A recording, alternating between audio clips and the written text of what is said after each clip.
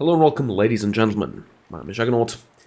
Today I'm going to talk about World of Tanks and how its developers have decided to effectively kill Playerbase.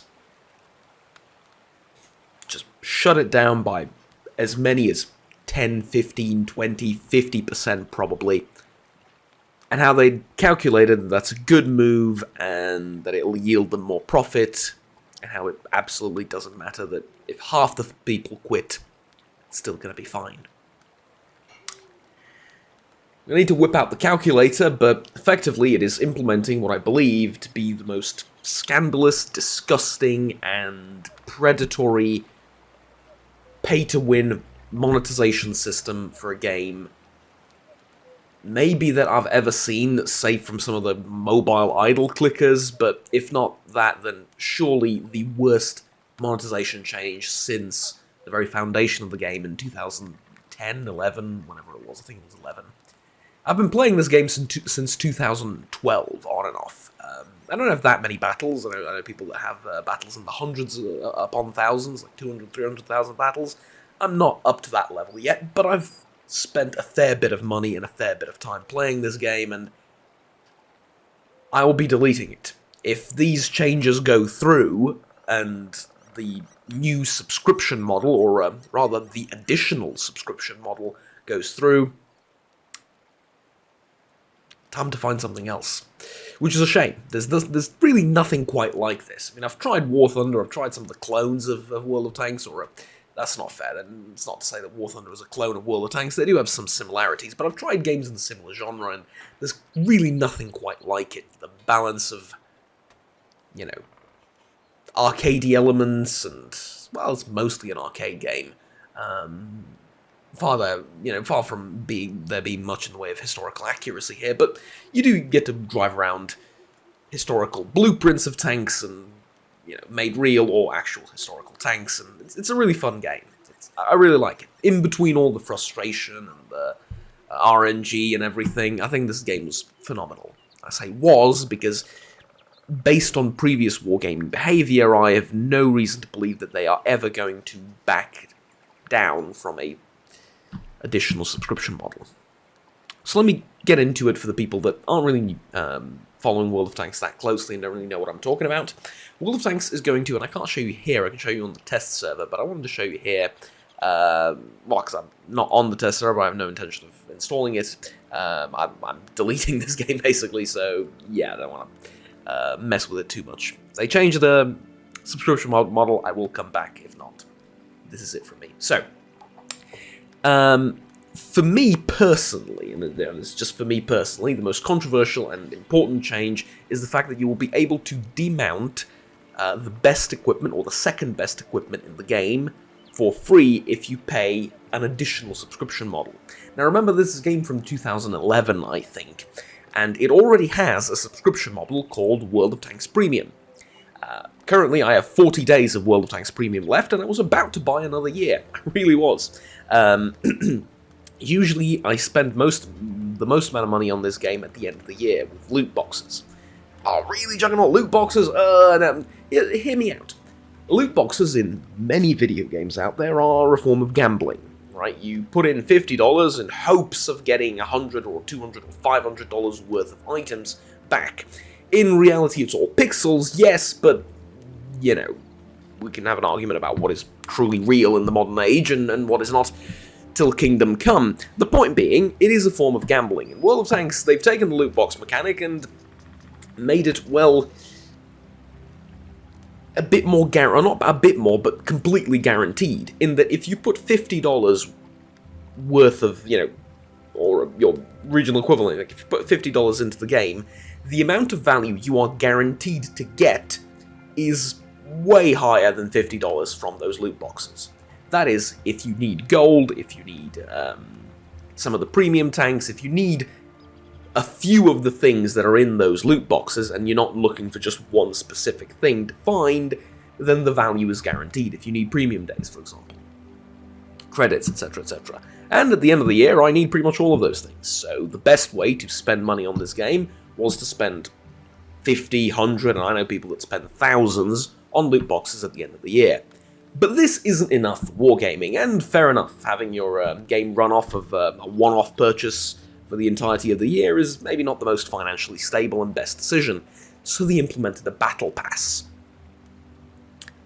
Okay, well, the battle pass didn't offer you anything overpowered, it offered you some good value rewards. Credits, training booklets for your crew to make your crew more efficient, boosters for experience, premium days, and there's 2 levels, the free one and the paid one. So you can pay for the battle pass and you get extra rewards, or you can just play for it for free and you get all the stuff. Matter of fact, at the end of the battle pass, you can buy tanks for tokens, and buying the battle pass doesn't influence this, right? So, for example, last year I bought the Char Futur 4, and it's a phenomenal tank. Absolutely love it. I did buy the battle pass that year, but even if I didn't, I could just get the tank. You don't get any extra tokens at the end for buying items in the battle pass. And even if you did, I mean, okay, the problem here being is that one of the tanks is really overpowered, but ridiculously difficult to get. You need to play it for the whole year. And yeah, okay, fair enough. But the battle pass was fine, but we already have 2 systems of monetization, right? We have the premium account, which offers you plus 50% credits and experience, and then we have the battle pass. Alright, good. Now what? Well, now they're adding a third level of subscription called World of Tanks Plus, or a World of Tanks subscription, or however they're going to christen it, I don't care. And there you can demount the best equipment in the game for free. Why is this a problem for me personally? They're also reworking the skills. So, for example, his fellow colleague and streamer in the game, Skill for LTU, the Baboon King, if I wanted to retrain him... Oof. Yeah. That's going to cost money. That's going to cost gold, which in turn costs money. They're not going to let us do this for free. They're going to change all of the skills. They're going to rework them. They're going to have different effects. They're going to add new ones, some of which are going to be mandatory if you want to be competitive. But they're not going to let us reset the skills on our crews for free. Or rather, they're going to let us reset 12 crew members. Not 12 tanks, 12 crew members for free. I want to show you something. Excluding some of the lower tier tanks. Actually, let's not even count tier 4s. This is how many tanks I currently have in my garage. I'm not even going to go on. Who knows how... Well, actually, here we go. Yeah. That's the ones I currently have. Not all the ones I have unlocked. Not all the crew I have. I have more crew in the barracks, and I've bought barracks slots also, which, yes, is another thing you can buy. You can buy bunks in the barracks. Let me just see. Here. And you go... Yeah, there you go. It's 300 gold for more barracks slots to put your crew in. And I've bought that as well in this game. But I'm fine with it. I spent my money, right? It's a convenience, it's a quality of life improvement, yes, but it's permanent, yeah? You buy it once and you're done. Subscription model is not permanent. No, it's going to be 8.1 euros a month. Now, here's the issue. If you combine that, which, I mean, it is basically mandatory, and I'll explain the equipment, okay? Let's take a very iconic tank, like the German Tier 7 Tiger, and the Tier 10 Soviet Object 140, because this is where I have my best equipment at. Sorry about that. So, this is what is called bond equipment. Now, I'm going to show you on the Tiger P, for example, or the... Actually, let's go with the regular Tiger. And let me just put my crew back in. Alright, here we go. So, on the regular Tiger, ignore the penalty for the crew, I have regular equipment. So, for example, the improved ventilation is 200,000 credits and makes your crew 6% more effective. It's not a huge amount, but actually it's 5%, but because it's in the correct survivability slot, it's now 6%. Okay, fair enough. The gun rammer, which is pretty much mandatory on most tanks, is 300,000, and it makes your reload time better by 10%. Okay. What if I want to demount these? Well, if I want to demount these, I can use a free demounting ticket or whatever they call it. I have 160 of those. I bought plenty when they were on sale for credits. Or I can use 10 gold, like actual money, to demount it. Alternatively, if I don't want to switch from this tank to another, I can just go to the store and buy another gun rammer. It's 300,000 credits. I have about 2.8 million. I had about 100 million before I went out and bought a bunch of equipment. Because my idea is, well, I'm not going to spend money or limited finite resources, which I can't get back, on demounting equipment and putting it on the next tank. Plus, I have a lot of tanks. I have a lot of crew. I don't want to sell like my premium tank like the Panther M10 when I'm done playing with it. I don't want to sell my Tiger P when I'm done playing with it and I'm done marking it, right? Marking the tank is mark of excellence. It's an in-game mechanic. Doesn't matter. But when I'm done playing with the tank, I want to keep it around and maybe play it a month from now or a couple of weeks from now or a year from now, right? I don't want to lose the tank and have to rebuy it and you know, all that good stuff. And retrain the crew for it. No, I'm going to keep it here. Okay. So the deal is then you get to buy different equipment for all of the different tanks you have, and that is how the majority of the players dealt with equipment. What you would do is, on the tanks that you play, you would put on equipment. Don't get me wrong, there's also tanks I'd never intend on playing ever again in my life. Let me find an example. Well, actually, I like most of the Germans. There's probably something in the American line that I never intend on playing ever again. The Wolverine. Perfect example. So, with the Wolverine, well, actually, I never marked this tank, so I might actually play it again at some point, but I sold this tank probably like 5-6 years ago. The way I sold it is I demounted all the equipment off it and sold the tank, and now I can buy it again, but I don't have anything invested into the tank, right? And when I take off the equipment from the Wolverine and sell the tank, I can put it onto something else, but a lot of these tanks I don't want to sell. The problem with the World of Tanks subscription, other than adding other, you know, real benefits to the game, like the ability to exclude another map, the ability to gain experience while you're not playing the game for your crew, yes, you gain stuff while not playing the game. How much exactly? I've seen people do math, and 3 people will come up with 4 different results of exactly how much experience you get, but it doesn't matter. The point is, you get a good chunk of experience for not playing the game. You can just, for example, I can select my Tiger P and realize, well, this crew isn't the best, even though it is actually pretty decent. I can go, this crew isn't the best. I can just click a little box here and go, with the subscription model, it's going to be like, I don't know, here somewhere. Click the box, and now this tank is gaining experience, and I can go to work, go to school, go to a vacation, come back, and I'll have a new skill for my crew. Good luck competing with that free-to-play players, or players that just don't subscribe to the improved, or the plus subscription, or whatever it is. But, again, that's horrible, skills are horrible, but the worst thing for me is, I've spent literally hundreds of millions, that's thousands of hours of playing this game, thousands of hours of grinding for credits, to buy equipment to make my tanks a little bit more competitive. And I do not play this game without equipment. I do play this game without food. Food is a consumable which costs a lot of credits, well, at least compared to the other consumables. You use it every time you go into a battle, see, it's 20,000 credits. It's a lot, it's expensive. You can get it for 10,000 when it's on sale. I don't use food, it improves the tank by 10%. It is a lot. But it's a kind of a challenge for myself that I set up, that I'm going to use the cheaper stuff, I'm going to grind more credits, and it's a lot less pressure, because every time I use food, I feel like I really need to do well in the battle, and if I start the battle and it's already 5-0 for the enemy team, I'm like, okay. So, yeah, for that reason, I don't really use food, but other than that, I try and make my tanks as competitive as I can. Here's my best tank. It is the Object 140, a terrific Tier 10 Soviet medium tank. On it, I have equipped the Bond equipment. Now, the bonds are something you get for doing really, really well in the battle, for participating in special events, etc., etc., etc. They're a premium currency. You can't buy it with real money, you have to earn it, and it's difficult to earn.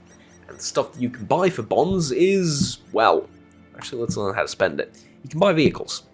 You can buy premium tanks. Now, not the best premium tanks, no, of course. If you want the best premium tanks, you need to pay actual real money for them. But these tanks aren't bad. Like the T-34-3 is a great medium tank, kind of similar to the Object 140 that I showed you, except at tier 8. The Alpine Tiger is gorgeous. Doesn't matter that the tank isn't great, it's gorgeous. The lower tiers I won't look at. The Liberty I actually kind of like. The Senlac is an alright scout vehicle. This is like a typical heavy. The T-103 is a good tank destroyer. It's not terrific, it's good. The tier 10s are, yeah. But the tier 8s are your money makers, and yeah, they're fine. They're not the best, but they're fine. You can buy them. Or, here's the real kicker, you can buy equipment. The same exact equipment as the regular stuff you get for credits, except it's better. So you remember how the ventilation system from a minute ago improved the tank by 5%? Yeah, this one improves it by 8.5. The loading, 10%, 13.3. View range, 13.5%. Aiming, 13.5% faster. This is significantly better than the credit alternative.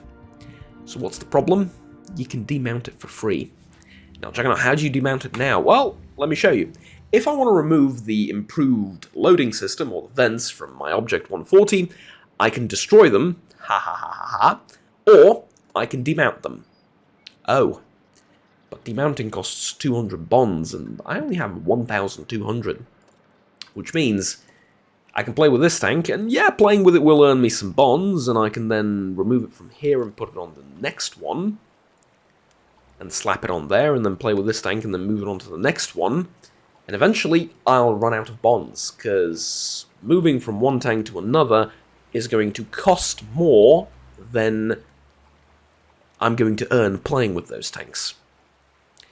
So currently, the only way to be competitive if you're not paying a ludicrous amount for the game is to just play with one tank for the rest of your life.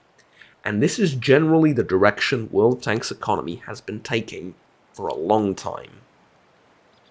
But ladies and gentlemen, that is not enough for this game. There is yet another system in the works for drawing out your money, and that is, now that you pay for the subscription, this equipment you can move around for free, and I can guarantee you, I can pay you any money you want for a bet that the day this system comes out, or maybe 2 or 3 days after it comes out, someone will make a mod where you click on the next tank and it'll automatically transfer all of this equipment to the next one.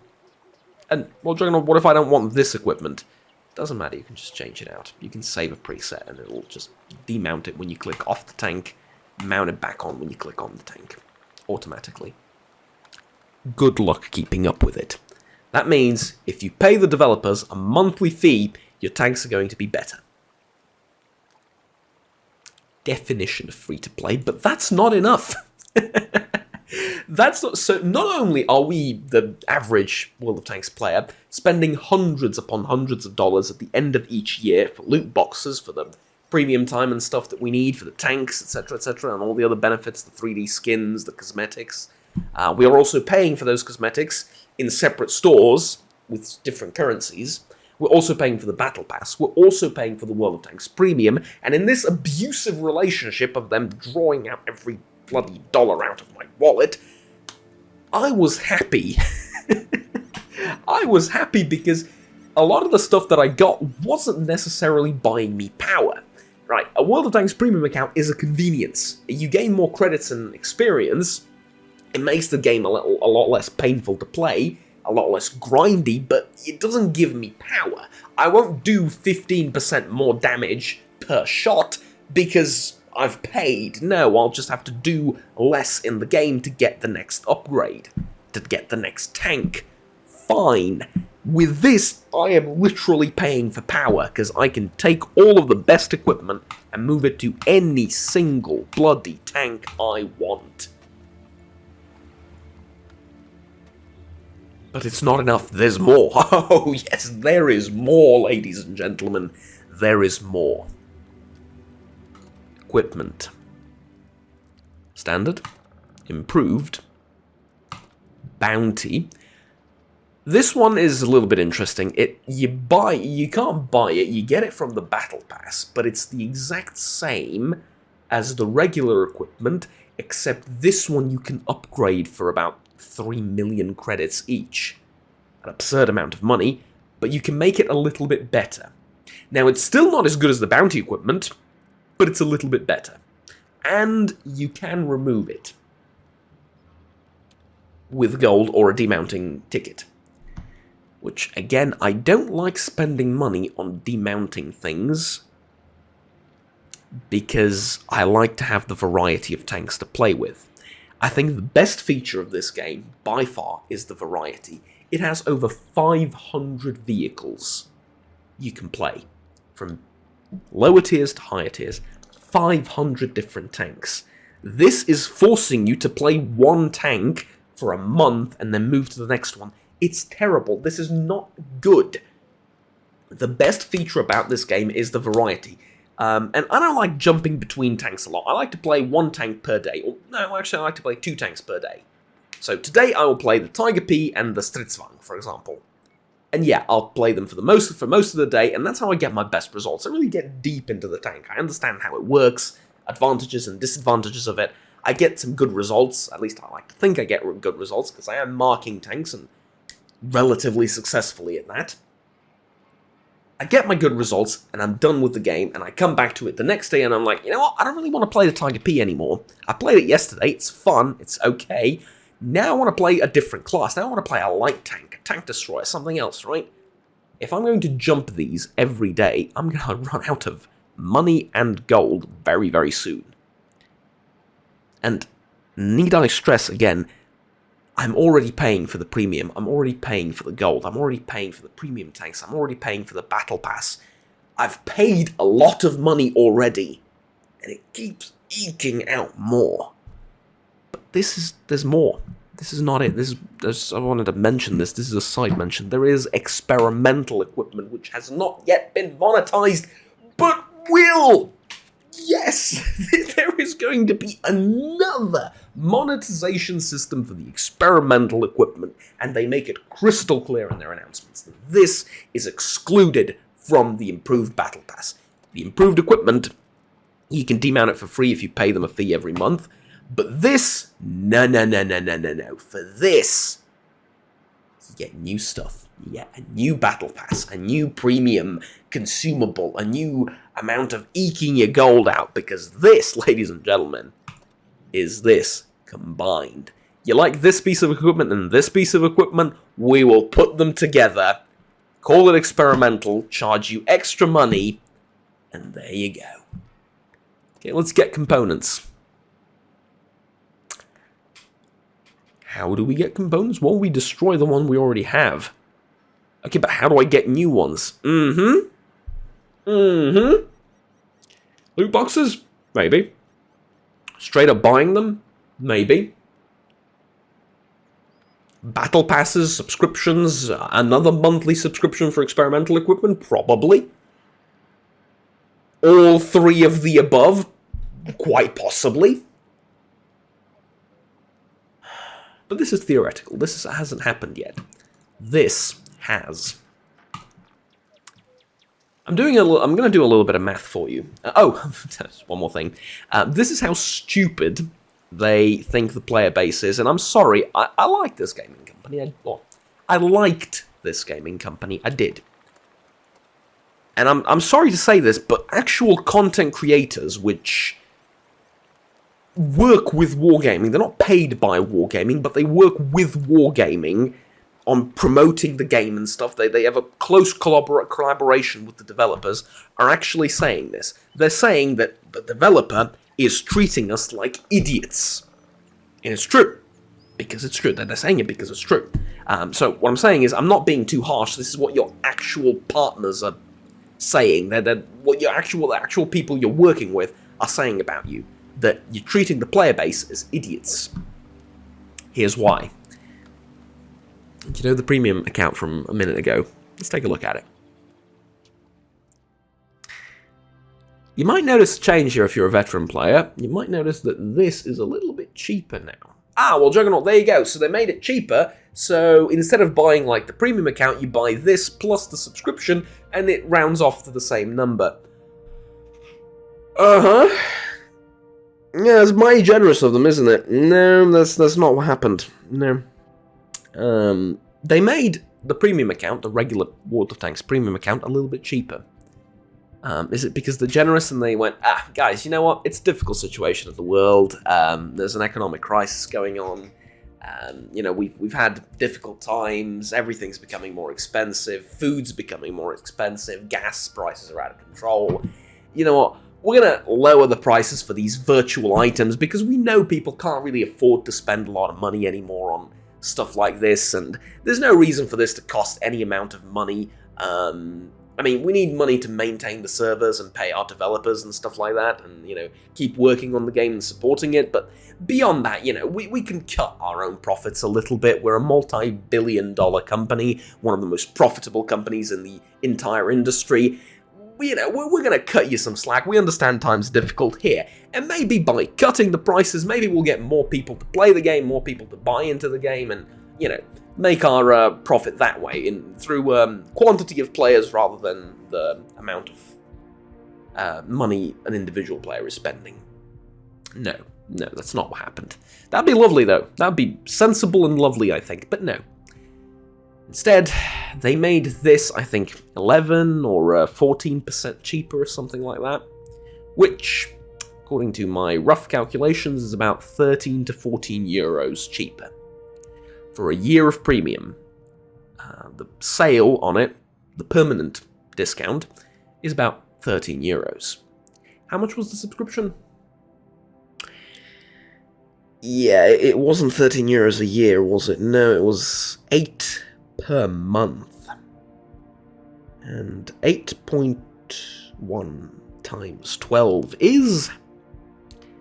tell you what it is, it's a lot more than 13. And that's for a year of premium. Stuff down here hasn't changed barely anything. This is the best value, quote-unquote, because on a per-day level, it costs the least, right? It's disgusting. Absolutely disgusting. And it's not even about the money. A lot of people can afford it. A lot of people can afford to pay around $60 per month for the game, which is, if you take everything into consideration, roughly how much playing this game is going to cost.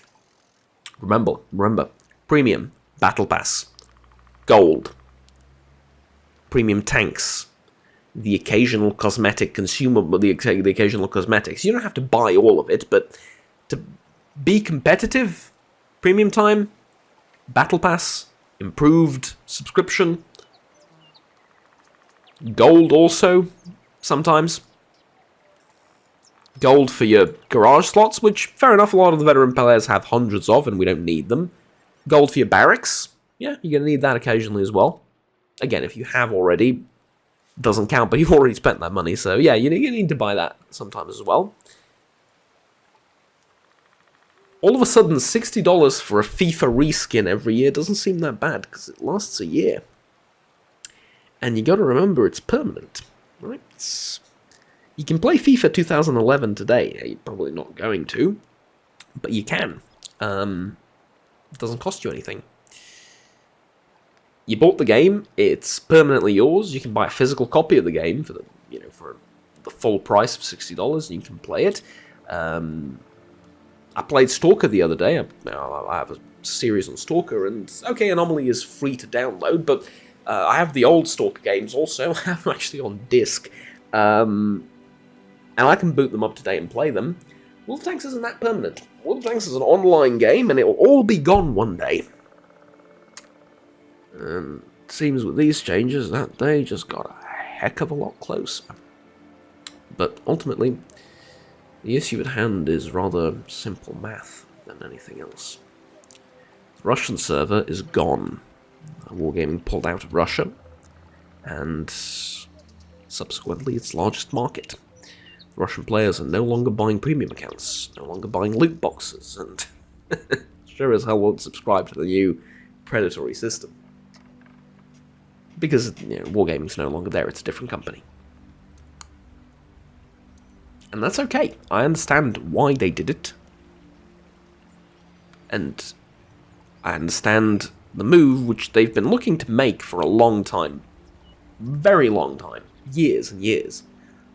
They wanted to move out of there and move over into Europe. Fine. Welcome to Europe. This is what we get from them. Now, this is not what we have to get. This is what we get from them. They've decided that there's 110,000 players playing currently. They've decided that, you know what, we don't need them. Fuck them. We don't need them. There's too many people playing. There's too many people enjoying this game. There's too many people being frustrated by this game as well. It's a strain on our servers. It's costing us a lot of money, and they're only giving us a couple of $100 each year. That's not enough. So why don't we introduce 2, 3, 10 more monetization systems, because we know there are whales in this game, quote unquote, that are going to pay that. And out of the 110,000 people, maybe we just keep 50,000, but those 50,000 are now paying more than double that they were previously. And all of a sudden, we're making the same amount of money, but we have fewer players to service. We have less strain on the servers. Less maintenance needs to be done. We've lowered our expenses, we've increased our profit. Business genius. The only problem? Ethics. And you've made the game for your player base, which has been with this game since 2011. Yeah, that's me, right? Razor's hand in shame, that's me. And now you spit on them with this. You are literally spitting on them with this.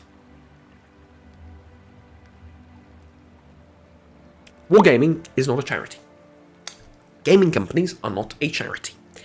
They exist for one purpose. They don't exist to make games. No. They exist to make money. Sega exists to make money. Ubisoft exists to make money. Steam. The sole reason for Steam's existence is to make money. How they go about doing that is different. Steam is nowadays a distribution platform. Sega is Sega. EA is, well, EA. Wargaming does tanks. Wargaming does this game. That's it. That's their thing. They don't distribute games. They don't publish games. They make World of Tanks. They maintain the servers. They make new tanks and game modes and stuff for us to play around with and give them money. That's how they make their money. But the reason they exist, the reason people at Wargaming go to work every day is not because they love the game, not because they love the community. They go there to make money. Every company does this. Fine. This is how the world works. This is how economy works. You do something to make money, not because you love it. Unfortunate, yes. Can you do both? Hopefully. I mean, I would think so, that there are some of us who do genuinely enjoy our jobs and do something because we like it, and also happen to make money from it. Think YouTube streaming, hell, my job's kind of like that as well at university. I love what I'm doing. Fine. But there is a line. There is a line in the sand between I exist to make money, and I exist to make money, and I will walk over corpses to do it. I'm exaggerating a little bit because it's just pixels on the screen, but at the same time, it's 11 years of playing and wasting our time at this game, and I mean that in the most positive way possible, right? It's a great time sink, it's very fun. It's 11 years of us pouring our heart and soul into some of these tanks and pixels and really enjoying our time and making unforgettable friendships and having all sorts of adventures and frustrations. And we all remember the time when we jumped off the bridge and landed on the enemy tank down there, and it felt so bloody amazing. And all of that is now being spat at for the sake of making a few extra dollars on the average player. Kick half the player base. Who gives a shit? Kick them. Fuck them. Sod them. They don't need to exist. Because the half that remains will pay for the ones that left. They'll pay double. And guess what? Our expenses just went down as well. Great job. You earned a little bit of extra cash. Can't help but notice how this is not the greatest thing for the longevity of the game, because if you're a free-to-play player... No, fuck that. If you're a new player that wants to download World of Tanks right now, you've seen my rant about this game, you've seen the video, and you want to download it. Why would you, after such a negative rant? But you want to try the game for yourself. You want to see whether what Juggernaut is talking about is real. Okay. Welcome to World of Tanks. That will be $500, please. And it'll take you about 6 months to learn the basic mechanics of the game, because we keep changing them and keep making them more complicated needlessly. Does that sound like a game you want to be a part of? You know, not really, does it? You're going to start off with this. Yeah? You're going to start off with this, with no premium time, no gold, no credits, no crew skills. You're not going to know what crew skills are. Hell, years after playing the game, I barely get my head around how crew skills work, and how transferring crew from one tank to another of the same nationality works, and how there's different roles for the crew and stuff like that. This is so overwhelming. You're not going to know any of that. And then how do double bush mechanics work in battle? Oh, I have no fucking idea. No, you don't. You know, most of the players that play the game today don't know how that works. It's a complicated game. You're not going to know a heck of a lot, but what you are going to be faced with is $8 for the subscription, $10, $15, whatever dollars for the monthly premium, but that's only if you play for the whole year. And then here's the battle pass, and then obviously you're going to need a garage slot, or a 10, or 20. You're a new player, remember. And then, oh, you want to play the game and be competitive? Yeah, you want to, get into your... maybe not at the beginning of the game, but you get into your tier 5 tanks. Let's find an appropriate tier 5 tank. Actually, let's find tier 5 premium. Whoops, sorry. Get me out of here. Okay, let's find tier 5 premium. Okay, you got your... I actually don't have that many, do I? You got your M10 RBFM. There you go, you got this one. You just bought this one. You didn't want to spend a lot of money to get a tier 8 premium. You got this, okay. Your crew's weak. Yeah, this is not a great crew. You want to be competitive really against some of the players that are spending thousands? Well, you're going to need to buy some training manuals. Yes, you will. Oh, that's okay. You can buy a universal training manual, and you can get a whole bunch of experience for your crew. Yay. You can buy this training manual as well for 2 million credits each. Oh. Oh, can I? Can I really? It's 2 million credits each one. I don't have that kind of money. Well, that's okay. You can change gold for credits, and never do this, by the way, because gold 400 is ridiculous. Add an extra 0 there, and maybe, but no. But some of the newest players might do this, because you don't really know the economy. So you're going to put in 8,000 gold, and that's going to be, what, 32 million? No. No, like I said, extra 0, and maybe it's worth it. But,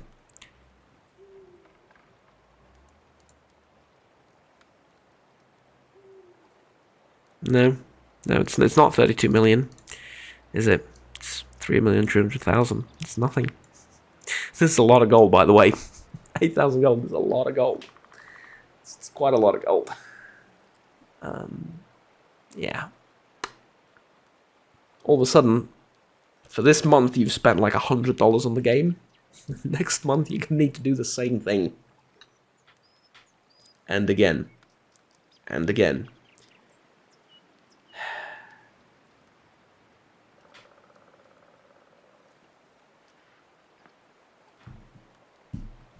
World of Tanks, everyone. From 2011 to 2023. Rest in peace, as far as I'm concerned. I'm cutting my losses and leaving. If these changes go through. If they go through. Because it's not guaranteed.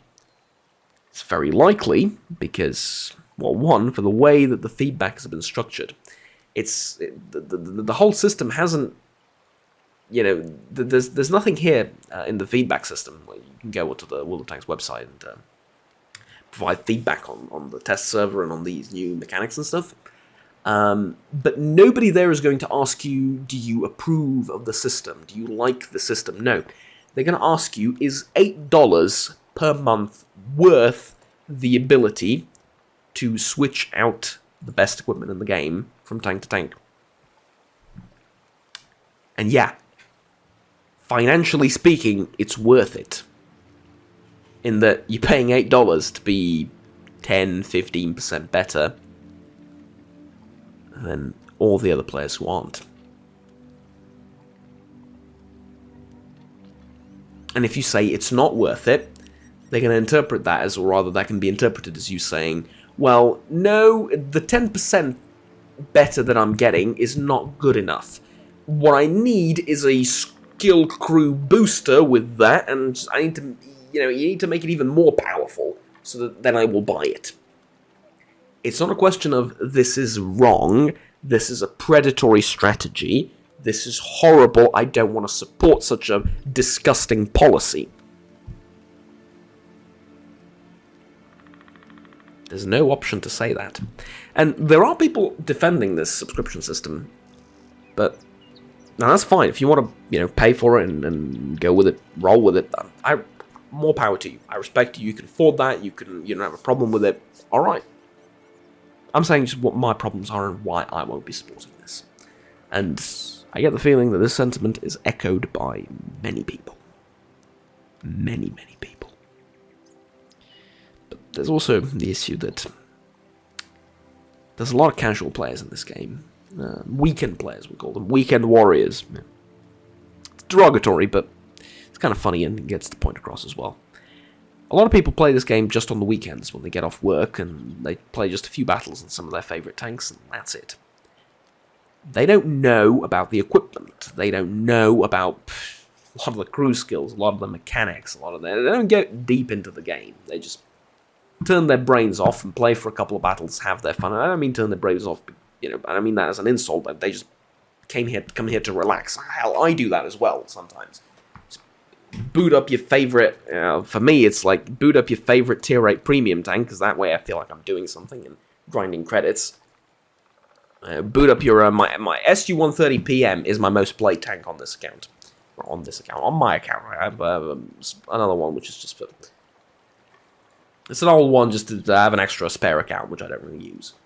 And not much on it, but yeah. On my account, this is my most played tank. You know why? Because it's you sit in the bush, you camp bush. Yeah, you sit in the bush, and that's it.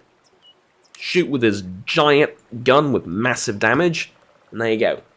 So I have the best crew on this tank as well. Look at that. Phenomenal. It's a great vehicle. I love it. Did it cost me an arm and a leg? No. Actually, it cost me, I think, 11 euros, something like that. But I did pay for it. I had to pay for this as well. I think I got it in like some of the loot boxes or something like that. Yeah, I think I bought just a couple of loot boxes, and one of the things that I got out of them was a full 40 or whatever euro tank, and I paid maybe like $10-20 for the loot boxes. So I got this plus other stuff. Great value, fair enough, but it was a lot of fun. Money well spent as far as I'm concerned. It earned me a crap ton of credits, and it was a lot of fun. So people that play like that, just don't really think about the game too much, they're not going to know that the other guy that they're shooting at has more crew skills and more experience, and that the reason his tank is better than theirs is because he spent a lot more money. They're just going to go, whatever, I'll just boot up the next game. And that's probably the only way you can enjoy this game. Because the moment you start looking deeper into it, you notice that there's balance problems, that the matchmaking is horrendous, that it's a 15-5 simulator every single battle, and that 1 in 100 battles, or 1 in 15 battles are actually a matter of your choice and winnable for a lot of players. And I say this as someone who has above average stats, so I know what I'm talking about. Also, you can go ahead and ask any of the major streamers with hundreds of thousands of games. They will tell you the same thing. World of Tanks is a win-lose simulator. Your influence on the game is rather minimal. And that's by nature of the fact that there are 14 other people playing with you, and a lot of the time it's 1 versus 29 rather than 15 versus 15.